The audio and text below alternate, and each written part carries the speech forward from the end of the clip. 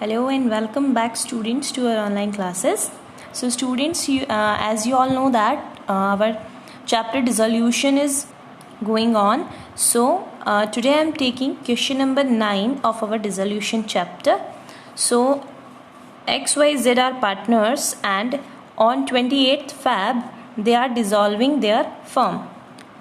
So this is their balance sheet and these are the adjustments. So students, before reading these adjustments, first I have to transfer all these transactions in the realization account. So let's make the realization account of question number 9. So students, first we will transfer the assets. So assets, bank we will have to leave it. So debtors, stock, furniture, land and building, तो हम इनको सबको एक साथ ही transfer कर देते हैं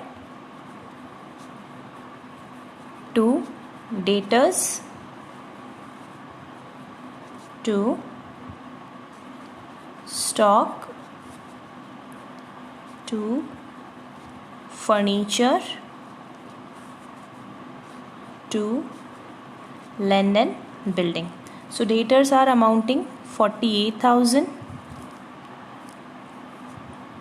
Next, stock is amounting 19,000 and furniture amounting 43,000, and the last one, land and building, amounted rupees 1,09,000. So ये हमने assets transfer कर दिए. अब हम liabilities की तरफ चलते हैं. So liabilities, in liabilities we have creditors, BP, G's loan, Y's loan. So student, G is not a partner in the firm. तो G का लोन हमें रियलाइजेशन अकाउंट में ट्रांसफ़र करना है, but Y is a partner, so we will not transfer Y's loan into the realisation account. Next is workman compensation reserve. तो student, workman compensation reserve के लिए सबसे पहले हमें ये चेक करना होगा कि इसके अगेंस्ट कोई लायबिलिटी है या नहीं है. We can see that at the point number 5 कि वर्कमैन कॉम्पनसेशन पे हमें 15,000 की लाइबिलिटी को पे करना है. तो स्टूडेंट्स रिमेंबर इट, जितनी लाइबिलिटी होगी उतना ही रिजर्व हम रियलाइजेशन अकाउंट में ट्रांसफ़र करेंगे. ओके, 15,000 की लाइबिलिटी है तो हम 15,000 का रिजर्व ही रियलाइजेशन अकाउंट में ट्रांसफ़र करेंगे और जितना भी रिजर्व रह जाएगा, 18,000 का रह जाएगा, वो पार्टनर्स के कैपिटल अकाउंट में चला जाएगा, यानी वो पार्टनर्स को डिस्ट्रीब्यूट हो जाएगा. ओके, तो हम 1, 2, 3 एंड 4 ट्रांजैक्शंस को हम ट्रांसफ़र कर लेते हैं.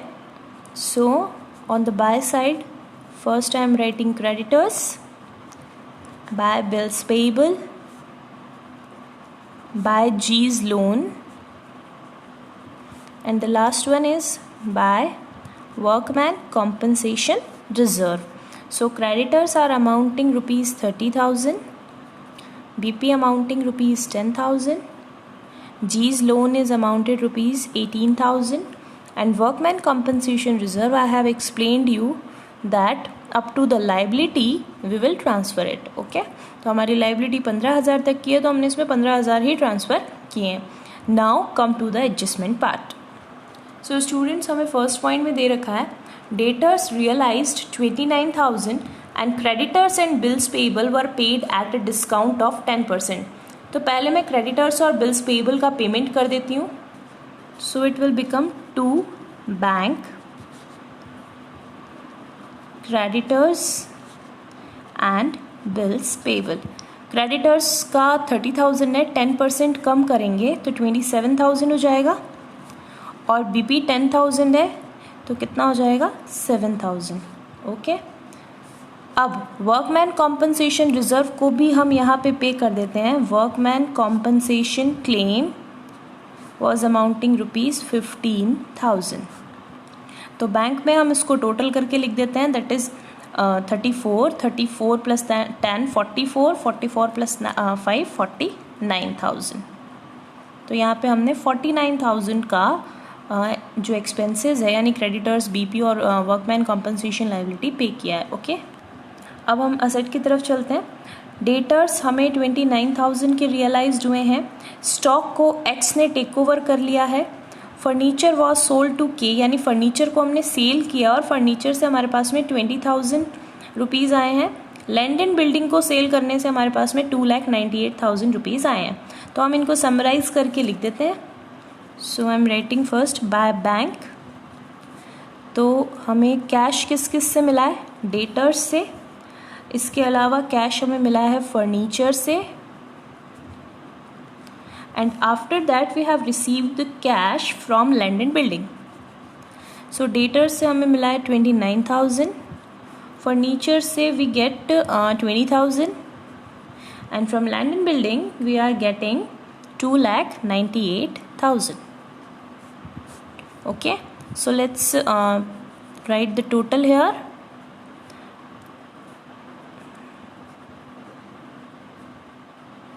$3,47,000. ओके, 3,47,000. एक चीज़ हमने और पढ़ी थी, stock was taken over by X, तो I can write here by X capital 17,000. 17,000 में एक्स जो है वो स्टॉक लेके चला गया है, उसने टेक ओवर कर लिया है, तो स्टॉक में हम एक्स का कैपिटल अकाउंट डेबिट कर देंगे. ठीक है, 17,000. Now come to the point number 4. G's loan was paid by check of the same amount. G का लोन भी हमने पे कर दिया है, तो हम इसको भी टू साइड में पे ही कर देते हैं. To bank. कितना था G का loan? 18,000. So I can write here 18,000. So students, we have done all of our transactions. Now we will calculate the profit or loss from the realization account.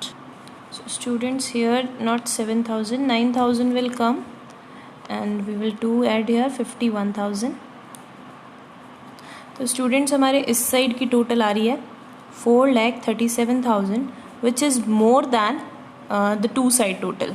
It means this account will leave a profit, so it will become X, Y and Z. सो जो हमारा profit है वो है 1,49,000. 437 is the total. 149 को हम तीनों में transfer करेंगे तो इट विल बिकम 49,666 666 एंड 49 पे 7 and 7 वी विल डू. ठीक है, तो ये तीनों में इक्वली डिस्ट्रीब्यूट हो गया, क्योंकि हमें क्वेश्चन में जो पार्टनर्स का प्रॉफिट शेयरिंग रेशियो है वो गिवन नहीं है, तो हमने तीनों को इक्वली डिवाइड कर दिया है. ठीक है, now we will prepare Y's loan account. क्योंकि वाई से हमने लोन ले रखा है तो हम उसका पेमेंट करेंगे. छोटा सा कॉलम बना लेते हैं उसके लिए. So by balance BD. तो वाई से हमने लोन ले रखा है 20,000 का, and we will make the payment, so it will become to bank account 20,000. तो हमने वाई का लोन पेमेंट कर दिया है. Now come to our partners capital account. Okay, so now we will prepare partners capital account. 3 partners we have, and firstly we will transfer their capital. After that we will transfer all the entries that are related to realisation account. यानी realisation account में हमने जहाँ जहाँ partners के capital account को debit या credit किया है वो सारी एंट्रीज हम यहाँ ट्रांसफ़र करेंगे. So it will become X, Y and Z. X, Y and Z. So by balance BD. तीनों का बैलेंस हम लिखते हैं. X और Y का बैलेंस है 75,000 एंड 85,000. Z का जो बैलेंस है वो हमारा डेबिट साइड का है, तो हमें डेबिट साइड में लिखना पड़ेगा. Z का कैपिटल है 20,000. Okay, now come to the realisation account. Realisation account में हमने X के कैपिटल को डेबिट किया था 17,000 से. So let's write it to realisation 17,000. उसके बाद में प्रॉफिट था रियलाइजेशन का, जो तीनों के अकाउंट में हमें ट्रांसफ़र करना है. By realisation profit 49,666, 49,667, 49,667। तो स्टूडेंट्स रियलाइजेशन अकाउंट के ट्रांसफ़र के बाद में अपना वर्कमैन कॉम्पनसेशन रिजर्व बच जाता है, जिसमें से हमने 15,000 यूज़ कर लिया है, but 18,000 is still in the reserve, जो कि पार्टनर्स के कैपिटल अकाउंट में चला जाएगा। So let's record it now. So it will become by workman compensation reserve 18,000 है, तीनों को बराबर बराबर मिलेगा। So it will become 6,000, 6,000 and 6,000। Okay, so अब हम क्या करेंगे, बैलेंस निकाल लेंगे और उसको टू बैंक में, यानी जितना भी इनका बैलेंस होगा, पेंडिंग बैलेंस उसको बोलेंगे हम, और इसको टू बैंक लिख के हम क्या करेंगे, ट्रांसफ़र कर देंगे बैंक अकाउंट में, यानी इनका हम पेमेंट कर देंगे। सो इट विल बिकम 5,5,667, जिसमें से 20,000 हम माइनस कर देते हैं, तो it will become 35,000। Okay, total will become 55,667. So here it will come 5, 5, 10, 130,667, यहाँ पे कुछ भी नहीं है, 130,667. It will come 4, not 3, 1,40,000. Okay, so 1,40,667. Again we can check it. 9, 15, 15 plus 5, 20, 20 carry 2, 10 and 14. Okay, so now 15 again 20, 7 plus 5, 12, 1,20,666, जिसमें से हम 17,000 minus कर देंगे, तो it will become 1,03,666. So it will become the total, it will become 1,30,666. Okay, here 3 will come because carry जो थी वो 2 थी. So this is our partners capital account. Now back to back we will prepare our bank account. So on the to side I am writing the balance of bank account that is given in the balance sheet, 32,000. Now come to the realization. By bank 347. So it will become to realization 347, 3,47,000.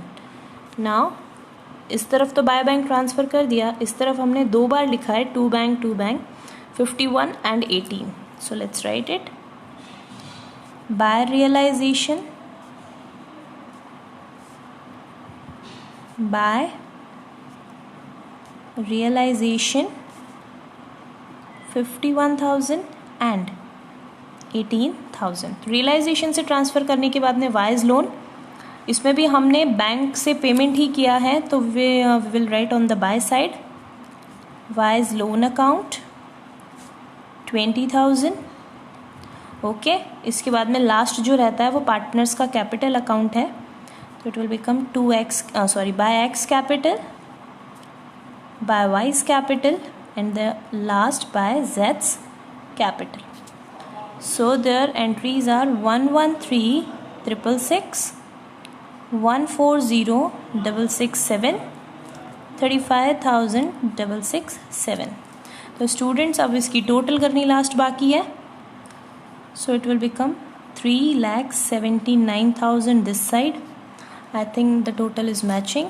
Now on this side 0, 0, 0, 19, and here also 3,79,000. So students, this was our question number 9. So as a comparison to, if we are comparing admission and retirement chapter from the dissolution chapter, then dissolution chapter is the easiest way, because you have already done so many transactions, like you have already prepared partners capital account, you know that how we transfer the reserve in partners capital account, you know that how the partners capital account should be closed. Okay, so it is the easiest chapter for you in the partnership. Okay, so let's carry on with the same chapter in another video. Okay, and keep trying the questions one by one.